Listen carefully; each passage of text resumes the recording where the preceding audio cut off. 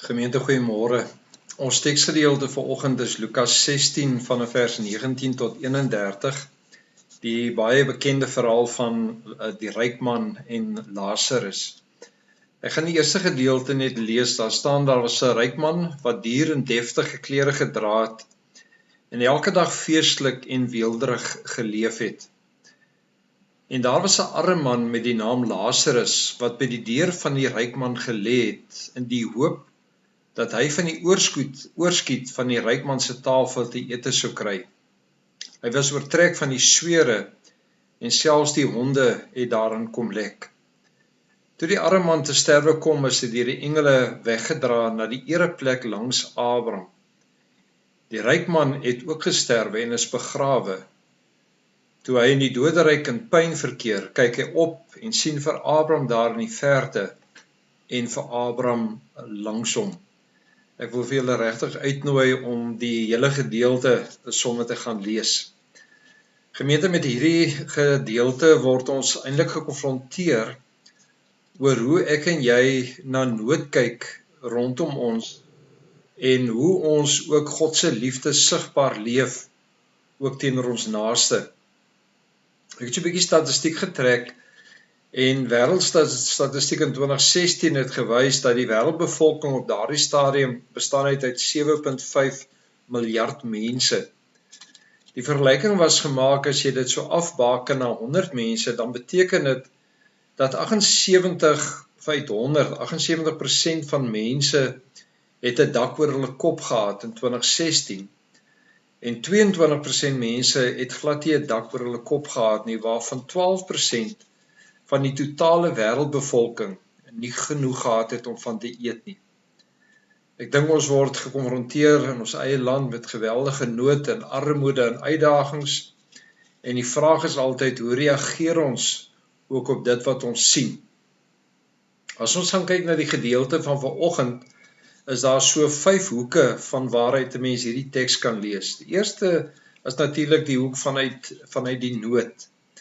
Ons lees hierso van die ryk man, ons lees van Lazarus en hoe hierdie ryk man eintlik ongeërgd omgaan met Lazarus deurdat hy glad nie eens na hom kyk of enigsins empatie het met hom of hom versorg of help nie. Uit die geskrifte wat ons lees, lyk dit vir my dat Lazarus eintlik bekend was aan die gemeenskap van daardie tyd, dat hy by die naam gekend was.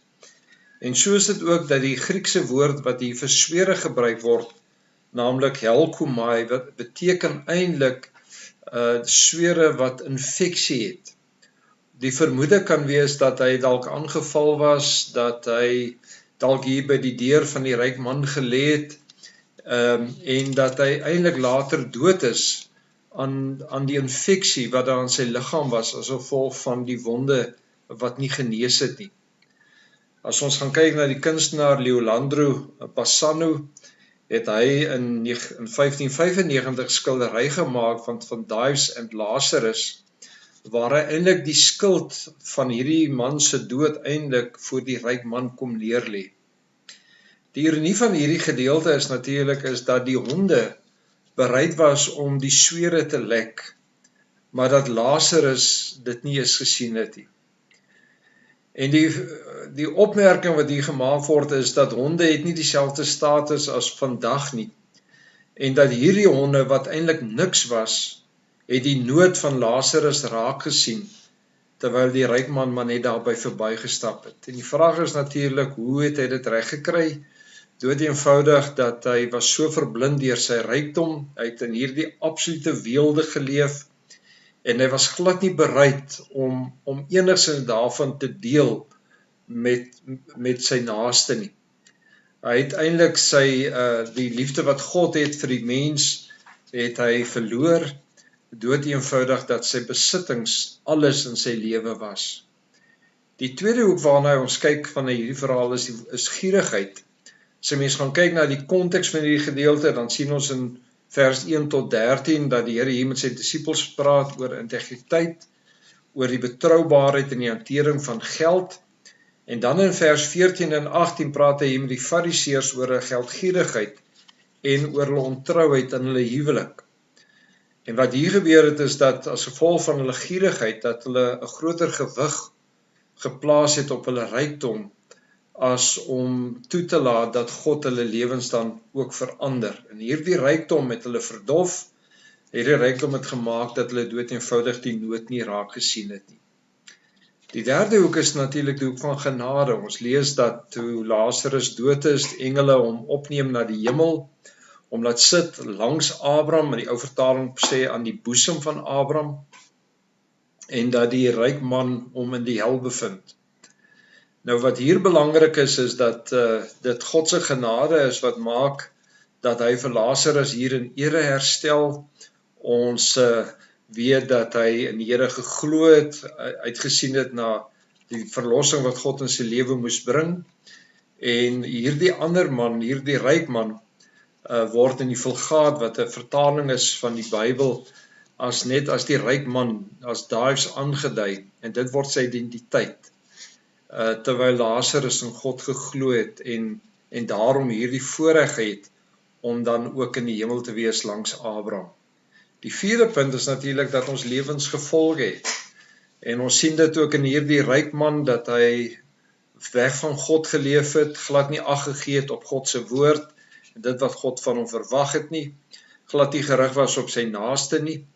En daarom is dit dat hy dan hier in die hel pyn ervaar en smart ervaar en dat hy die wens uitspreek dat die Here vir Lazarus sal stuur om net sy mond aan te raak, sodat hy net kan afkoel. Die ironie hiervan is dat hy nog steeds vanuit die hel dink dat Lazarus sy dienaar is en dat Lazarus in sy diens is en dat hy eintlik neerhalend na Lazarus kyk, maar meer van sy eie selfbejammering as oor sy berou dat hy teen God se wil gesondig het.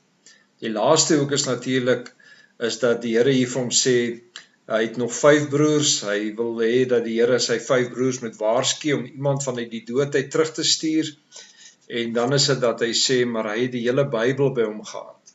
Hy het Moses en die profete gehad, en tog het hy die woord van God nie aanvaar nie. En daarom is dit dat die Gees van die Here altyd deur die woord werk, en iemand wat dan nou eintlik die woord verwerp, beteken eintlik dat hulle nie bereid is om te glo, selfs iemand wat uit die dood sou opstaan nie. En ons sien dit ook in Christus se opstanding uit die dood, dat die Fariseërs nog steeds nie hom glo of erken nie. Ek wil vanoggend vir jou konfronteer met die vraag, is God vir jou belangrik? Leef jy in gehoorsaamheid aan God en laat jy toe dat God se woord en sy gees ook jou lewens rig en verander en ook om die nood van mense rondom jou raak te sien? Of is jou besittings alles? Is dit dat jy by 'n punt is waar jy die Here wegskuif omdat jy dink dit wat jy het is vir jou genoeg en dat jy jou vertroue daarin alleen stel? God het niks teen rykdom nie. En daarom is dit dat hy ook mense seën met rykdom. Maar die vraag is, staan dit tussen jou en God en jou naaste? Kom ons bid saam. Here, wil U vir ons 'n oog gee vir ons naaste, om ook na hulle nood raak te sien en te help. Amen.